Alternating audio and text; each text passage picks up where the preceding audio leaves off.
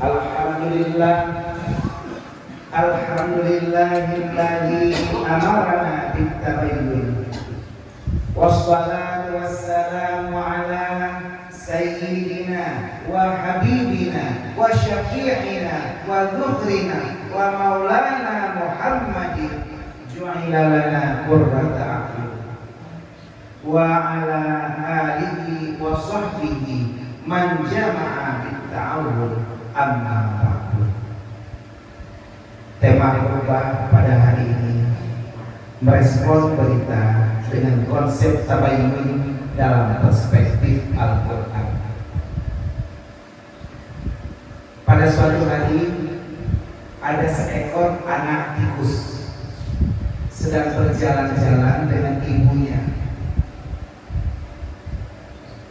Ketika mereka sedang berjalan-jalan, ternyata tiba-tiba di langit terbanglah seekor simantul. Anak tikus bertanya kepada ibunya, "Bu, itu apa?" "Saya pernah mendengar itu namanya tikus terbang, Bu. Tapi saya mau tabayyun, mau memperjelas sama ibu, itu namanya apa?" Sang ibu menjawab, "Itu namanya kelelawar, Pak." "Tapi Bu, mukanya kok mirip tikus, Bu? Mukanya kok mirip kita, Bu?" Nah, sebenarnya dia juga sebangsa dengan kita. Tapi ketika kuliah, dia ambil jurusan penerbangan. Tabayyun artinya meminta penjelasan atau mengklarifikasi sebuah informasi sebelum bertindak terhadap informasi yang diterima. Quran surat Al-Hujurat ayat 6 meminta kita untuk mentabayyun, mengklarifikasi apabila ada sebuah informasi yang dibawa oleh orang fasik. Ya ayyuhalladzina amanu in ja'akum fasiqun binaba'in fatabayyanu. Hai orang-orang yang beriman, jika datang kepada orang fasik membawa berita, maka telitilah, klarifikasilah, perjelaslah berita tersebut. Tabayyunlah agar kamu tidak menimpakan suatu musibah kepada suatu kaum tanpa mengetahui keadaannya yang menyebabkan kamu menyesal atas perbuatan itu. Jangan sampai kita menderita karena mendekam di penjara akibat tuduhan tanpa tabayyun dari LBH sehingga kita bermandi air mata. Tapi teman, kita harus tetap perkasa. Kenapa air mata terasa asin? Karena air mata adalah garam kehidupan. Alhamdulillah, hari ini kita berada di hari Jumat 14 Zulhijjah 1442 Hijriah. Hari Jumat, kurangi maksiat, cepatlah bertobat karena kita sudah dekat dengan kiamat. Walau kita berada di tempat yang terkurung, fi burujin musyayyadah, tapi hati kita tetap merdeka. Jangan sedih, jangan susah. La takhaf wa la tahzan, innallaha ma'ana. Sebuah permata tidak bisa dipoles tanpa adanya gesekan. Begitu pula dengan kita semua yang ada di sini. Kita tidak akan bisa sukses tanpa adanya tantangan. Dalam kehidupan pasti penuh dengan rintangan. Karena kalau penuh dengan tantangan namanya gathering. Ada sebuah kisah dalam kitab Sahih Bukhari, Sahih Muslim dan Sahih lainnya. Di dalam masa damai antara Nabi Muhammad dengan kaum Yahudi, ada dua orang sahabat yang bernama Abdullah bin Sahal dan Muhayyishah. Keduanya pergi ke perkampungan Khaybar, lalu keduanya pun berpisah sesuai keperluan masing-masing. Kemudian Muhayyishah menemukan Abdullah bin Sahal bermandikan darah sudah meninggal di dalam sumur. Muhayyishah menuduh kaum Yahudi lah yang membunuh Abdullah bin Sahal karena mereka saat itu berada di perkampungan Yahudi. Saat itu Muhayyishah pun berharap agar Yahudi ini terkena hukum karma Apa itu karma? Kita tidak perlu balas dendam. Anda cukup menunggu, duduk diam di sini. Siapapun yang menyakiti Anda di luar sana, suatu saat akan kacau balau. Dan jika Anda beruntung, Allah akan mengizinkan Anda melihat kehancuran mereka. Karena banyak dijual di bulan puasa. Tapi kaum Yahudi ini membantah telah membunuh Abdullah. Allah berfirman, Rasul bersabda dan Nabi berkata, semoga salawat beriring salam akan selalu tercurahkan, tersajikan dan tersanjungkan kepada Nabi besar Muhammad Sallallahu Alaihi Wasallam. Di mana Rasulullah pernah bersabda dalam sebuah hadis dari Imam Muslim dari Anas dan Abu Hurairah, Allahumma inni a'udzubika min adzabi jahannam wa min adzabil qabri wa min fitnatil mahya wal mamat wa min fitnatil masih dajjal. Ya Allah, aku berlindung kepadamu ya Allah daripada azab jahannam, azab kubur, fitnah kehidupan seperti yang saat ini kita rasakan, juga fitnah kematian dan juga fitnah dajjal.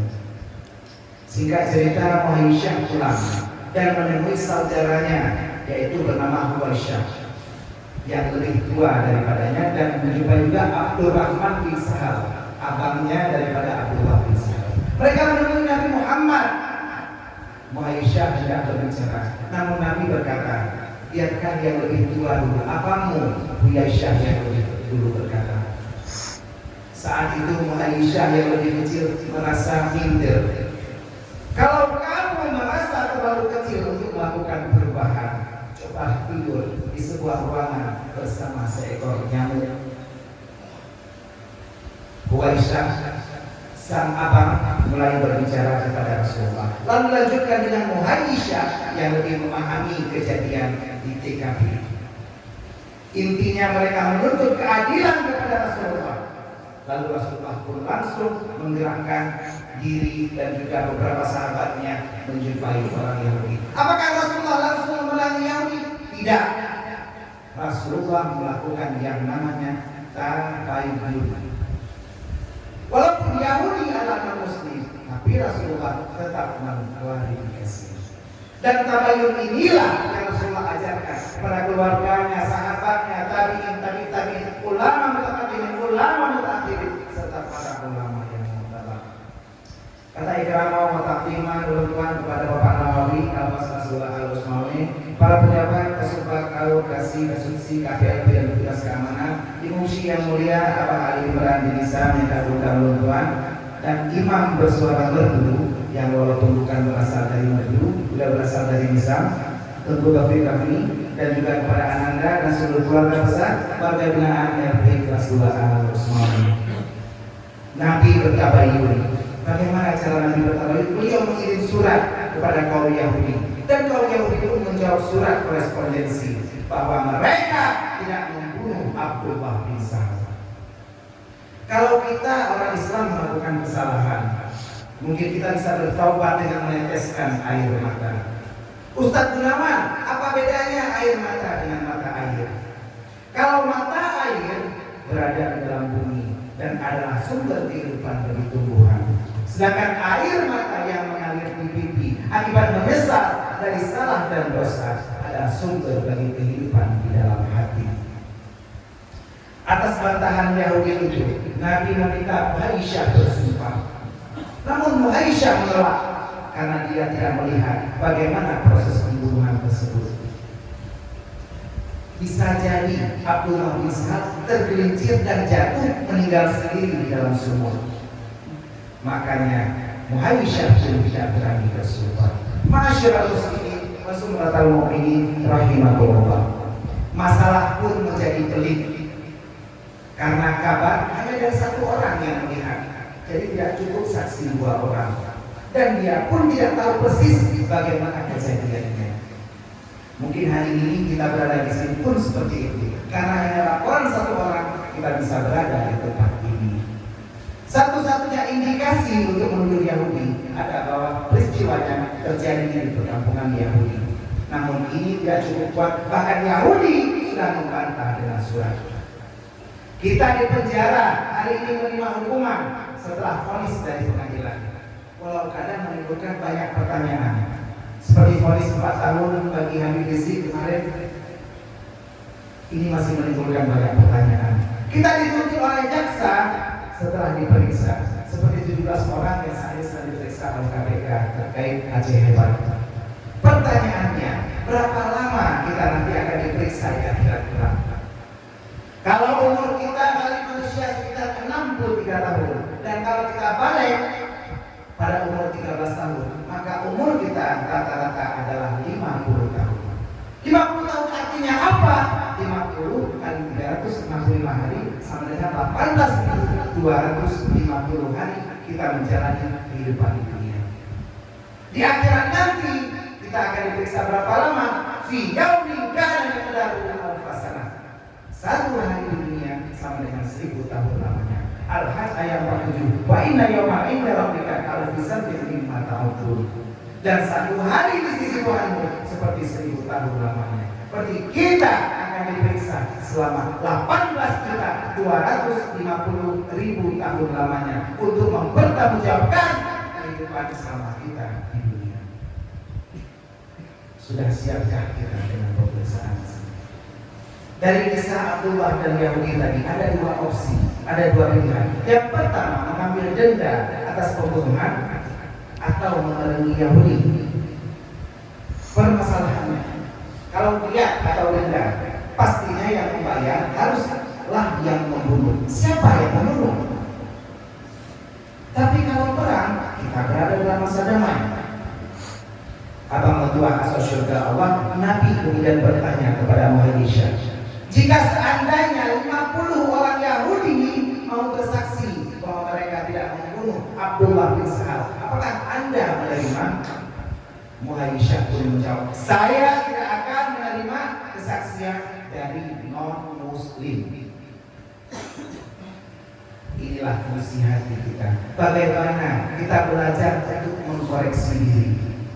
Karena untuk mengkoreksi orang lain mungkin tidak perlu belajar.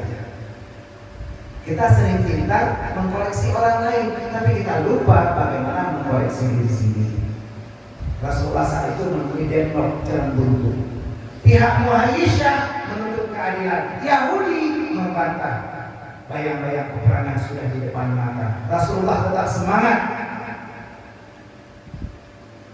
Seperti semangat prinsip kehidupan kita. Bermimpilah dalam hidup, jangan hidup dalam mimpi.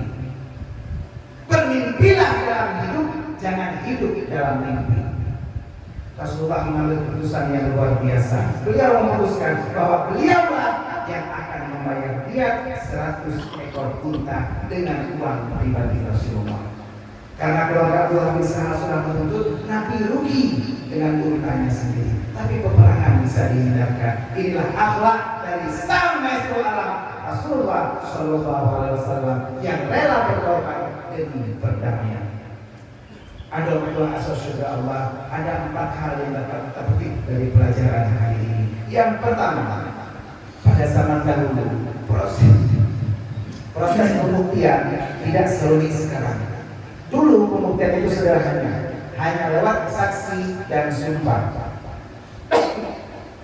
Kalau sekarang ada investigasi polisi, tes DNA, cek rekaman CCTV. Tapi pada zaman Rasul, modalnya adalah kepercayaan yang bisa dibuktikan lewat sumpah dan kesaksian. Kalau proses pembuktian ini gagal, bagaimana? Nabi menyerahkan kepada Allah. Sesekali berhentilah untuk bersantai, bukan untuk terlena, tapi untuk membangun semangat untuk perjuangan berikutnya. Yang kedua, Nabi mengajarkan etika untuk mendahulukan yang lebih tua untuk berbicara. Meskipun Aisyah lebih tahu, tapi abangnya lebih tua. Biarkan yang lebih tua dahulu yang berbicara. Ini ada kesantunan. Karena hanya diri kitalah yang bisa menghadapi orang lain, tak satu pun yang mengerti. Hanya diri kita sendiri yang bisa menghadapi apa yang kita alami saat ini. Karena orang lain di luar sana tak satu pun yang mengerti. Yang ketiga, Nabi menjalankan proses tabayyun kepada pihak Yahudi. Tidak gegabah mengambil keputusan berdasarkan emosi ataupun kebencian. Nabi tidak mengenal yang namanya standar ganda. Beda berlaku terhadap beda perkara. Kesuksesan dan kegagalan adalah sama-sama bagian dari hidup. Keduanya hanyalah sementara. Jangan susah, jangan takut bagi kita yang berada di sini. Kesuksesan dan kegagalan adalah bagian dari hidup. Keduanya hanyalah sementara. Yang ketiga, poin keempat terakhir, ketika semua jalan telah buntu, saksi, sumpah, tabayun tidak memungkinkan lagi. Nabi memilih mengalah dengan mensekor alias membayar 100 ekor unta untuk dia. Padahal Nabi jelas bukan pembunuhnya, Nabi bukan pelaku pidana, tapi Nabi hanya menjaga perdamaian dan menghormati perjanjian keamanan dengan pihak Yahudi. Biarlah pemimpin rugi, yang penting perdamaian tetap abadi. Orang yang lemah tidak mampu memaafkan adalah ciri orang yang kuat. Jadilah kita di sini semua orang yang kuat, karena orang yang lemah tidak mampu memaafkan. Memaafkan hanyalah ciri orang yang kuat. Demikianlah kisah sederhana yang terjadi di masa Rasulullah, sebagaimana tercantum dalam Sahih Bukhari, hadis nomor 2503, 2937, 3823, 5677, dan 6655. Dalam Sahih Muslim hadis ini tercatat dalam nomor 2245, dalam nomor 3157, 3158, dan 3159. Dalam Sunan Abi Daud hadis ini pun tercatat dalam nomor 3917 dan 3918. Dalam Sunan Ibnu Majah hadis ini juga ada dalam nomor 2667 dan 2668. Dalam Sunan An-Nasa'i hadis nomor 4631 dan 4632, 4633, 4634, 4635, 4637, 4638, 4639, dan tersebut juga dalam Muwatta Imam Malik hadis nomor 1372 dan 1373. Begitu banyak kitab hadis yang menceritakan tentang kisah ini. Artinya apa? Tabayun ini penting.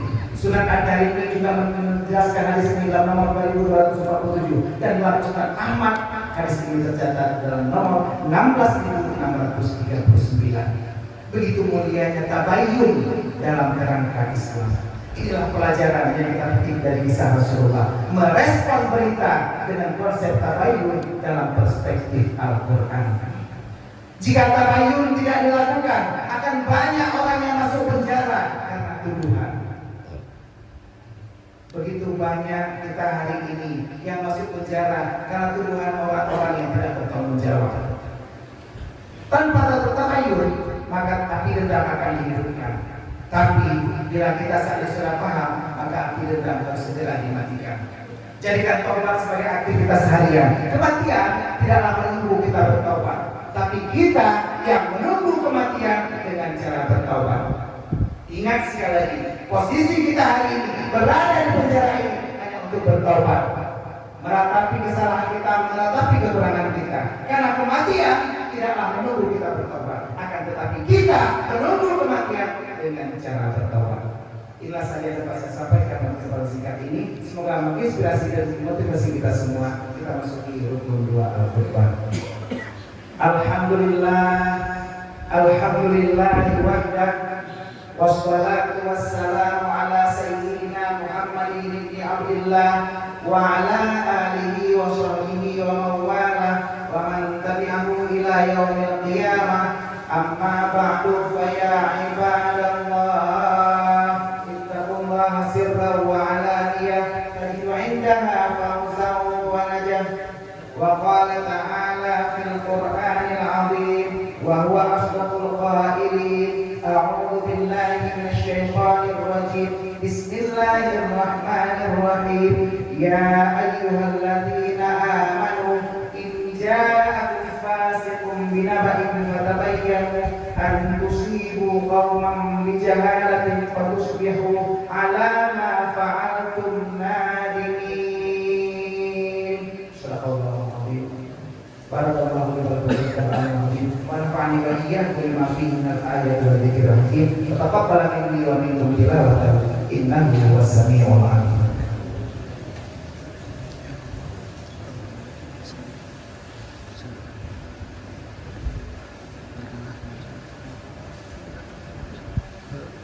Alhamdulillah, alhamdulillahi rabbil alamin, wa bihi nasta'inu ala umuri dunya waddin. Asyhadu an la ilaha illallahul malikul المقبول المبين وأشهد أن سيدنا محمدا عبده ورسوله الصادق الوعد الأمين اللهم صل وسلم على سيدنا محمد أشرف الأنبياء والمرسلين وعلى آله وصحبه أجمعين أما بعد فيا أيها المؤمنين اتقوا الله في كل أعمال الدين وقال تعالى إن الله وملائكته يصلون على النبي يا أيها الذين آمنوا صلوا عليه وسلموا تسليما اللهم اغفر للمسلمين والمسلمات والمؤمنين والمؤمنات الأحياء منهم والأموات وتابع بيننا وبينهم بالخيرات رب اغفر وارحم وأنت خير الراحمين اللهم